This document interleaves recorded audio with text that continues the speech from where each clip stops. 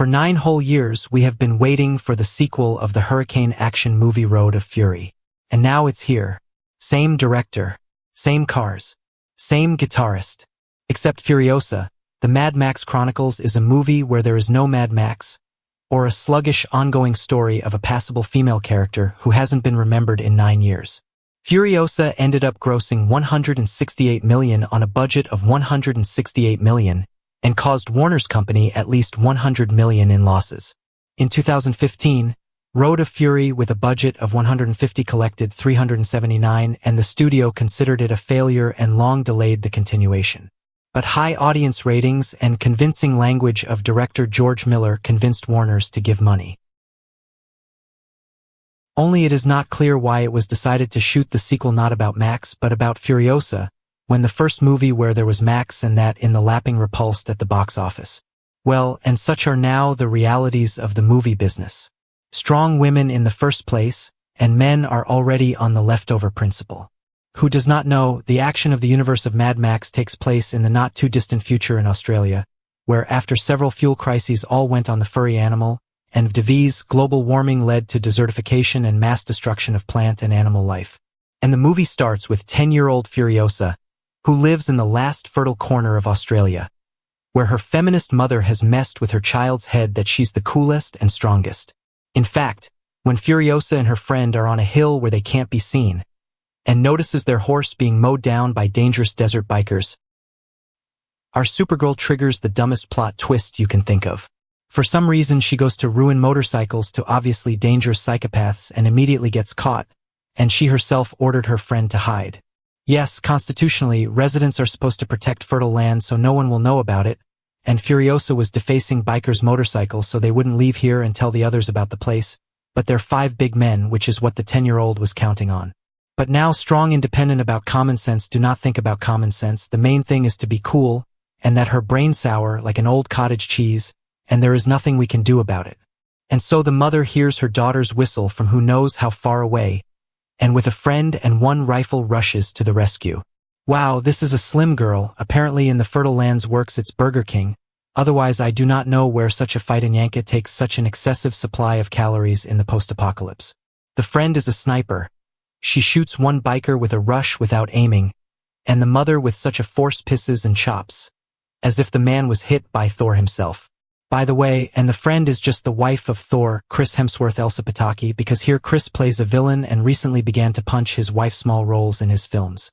In Thor 4, here she was playing a she-wolf, but we're waiting for her resurrection in Afterburner 11. No, Cypher, please don't kill Elsa Pataki. She's so cute. Please, I beg you. Okay, I got distracted. And when every second counts and the daughter is being taken farther and farther away, the women take their time saying goodbye, pour the ammo as slowly as possible, rub their foreheads together to say goodbye. Hello, Mom, your daughter's been kidnapped. And you don't know what's ahead, and you won't need any help. But a mom can't take a works without a miss. They're short on ammo over there, and she's got a skill set like she's been shooting 1,000 rounds at the range every day. And the 10-year-old, like an experienced special forces, the last biker who can tell about the Greenlands, deprives the last biker of the ability to speak, herself pretends to be mute, and the military chief of bikers Dementis is left with nothing. When now it is necessary to go to the community, where there are 1,000 hungry scumbags, Mom has 0 doubts, fear, and confusion.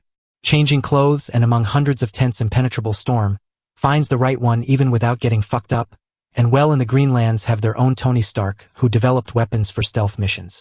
And the mother who shafts men without a second thought suddenly takes pity on the woman, taking her word for it that she won't raise the alarm.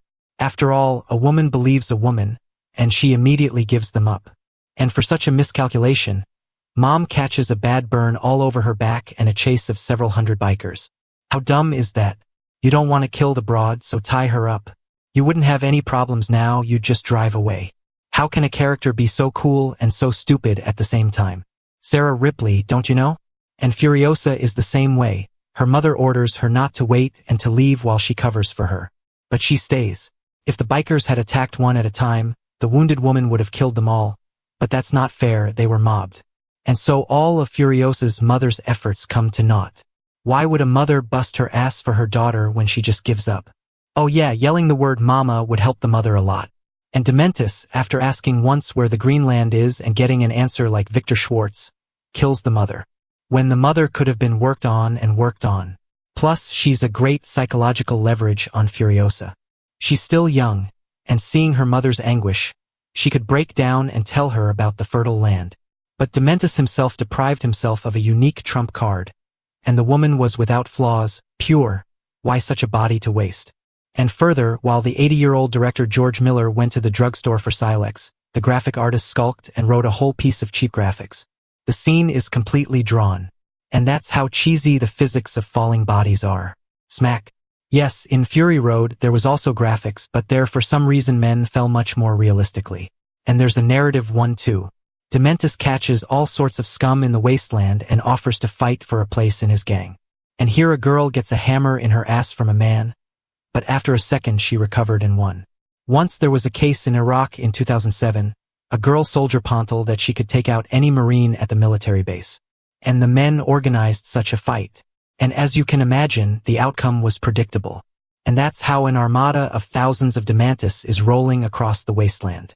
Whence tires, fresh oil, and other joys that allow a motorcycle to be a motorcycle. How all machinery works in high dust.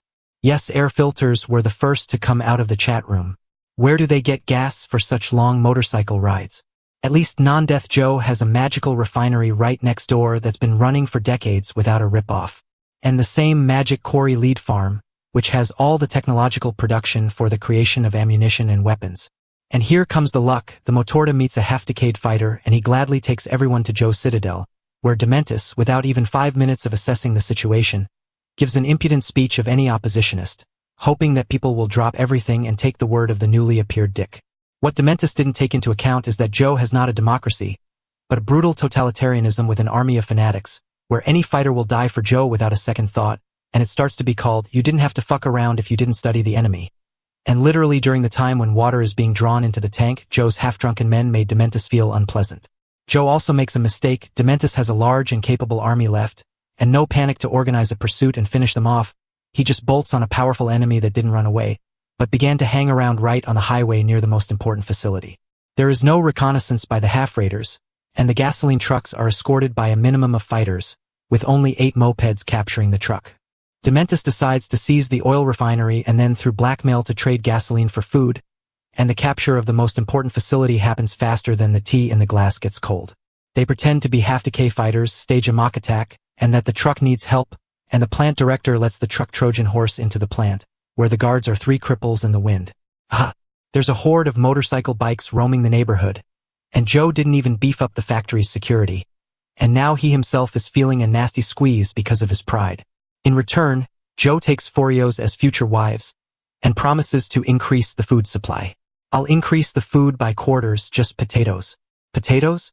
Let's do the math. Dementis has 1,000 mouths. If you average 1 kilo of potatoes per snout per day, that's 30 tons a month. You need a hectare of fertile soil. Potatoes take 4 months to ripen, and to cover only the needs of Dementis, you need fields of at least 4 hectares. Joe has about the same number of people and 8 hectares of land, which is nowhere near here. There's a small field over there, that's all. One of Joe's sons has his eye on Furiosa, so the girl cuts off her hair, and at the first attempt of harassment she runs away and hides among the mechanics. And Joe didn't even grip that his future wife was missing. No one went looking for her, no one combed the place up and down. Joe just forgets about Furiosa, and the girl, pretending to be a dumb kid, lives among the mechanics for 15 years without ever getting caught. Men can't see into a girl's ass either. And yes, only a smart woman, pretending to be a man among men, will grow her hair down to her waist when everyone around her is bald. She probably goes to the bathroom alone and got a Tampax so her period wouldn't show. And in general, in the Wasteland, half-decadents live well with truck engines, steel, stainless steel, hydraulics. You can't tell they're in the middle of an apocalypse. And while the famous combat truck is being assembled, Furiosa starts stocking up on provisions right underneath it, preparing for an escape. He knows for sure that no mechanic will be climbing there. And the whole motorcycle is stocked there, when such equipment should be on a special account and under strict accounting so that it is so simple mechanic could not steal. The first departure of the truck and immediately ambushed by bikers.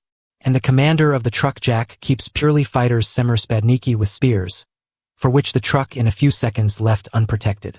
After all, if you give everyone firearms and put one machine gun, then there will be no chase. The bikers also got fancy, and instead of shooting the wheels or engine, they organized a competition for the most creative means of pursuit. Furiosa loses both food and motorcycle and has to help Jack to fight off the bikers, who are also so conveniently allergic to firearms, and those who are not, all the sobering -10. And when all the fighters of Half Decay are drunk, Furiosa and Jack together unwind the rest of the bikers, just like she will do it with Max, where it was much cooler and more epic.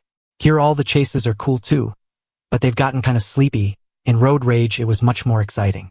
Plus, the director removed the soundtrack for some reason, which only reduced the dynamics in the chases. Just compare. Furiosa offers Jack a choice. Either he gives her the truck or gets a drainage hole in his head. But Jack offers a third option.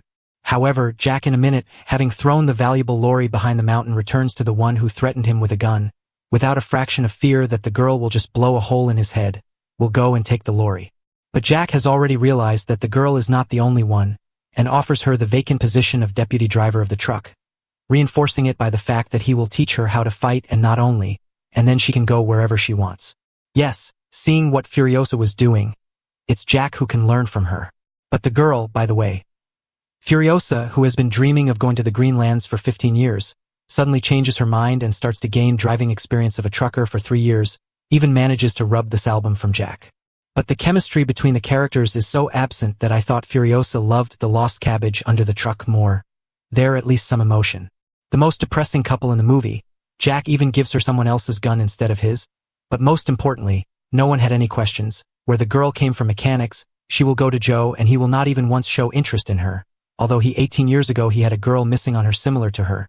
She even left hand, no one checked where the tattoo, the missing girl had it too, and it would immediately become clear that this is Furiosa, missing from Joe's wife. But the worst part is that there's no attempt from Joe to get Furiosa as his wife when there's a young girl with a tattoo. Otherwise it would have ended here.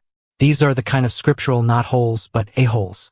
And after 18 years, Dementis decides to take over the Kvince farm, and he easily manages to do it off-screen, because for 18 years Joe hasn't created any defensive fortifications here, and Dementis seized it so lightning fast that no one had time to even signal with a rocket to the Citadel that there was a seizure, and Jack, unsuspecting, arrives right in the ambush and again loses the whole team, and when it was possible to just run away with Furiosa, who stayed behind the gate in a decent car, the man decides to play hero against the whole army, but the Dementis fighters for some fuck start chasing an empty truck, and are stupidly killed by it.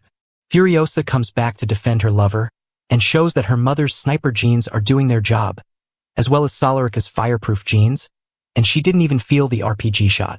Well, and after pointless driving around in a circle, when the truck is still clamped, Jack easily agrees to get away with Furiosa. What prevented him from doing so at once, it's unclear. Apparently the director needed another pointless action scene, and when the couple had a decent head start, because who knows how long Dementis was breaking the gate, he still catches up with them. Furiosa catches a spasm and doesn't have time to remove his hand, though there should have been a reflex for everything here, but 40-year-old Furiosa didn't have a hand, which means you have to get to it somehow. Followed by a police U-turn, and the Mega Driver went into a flip.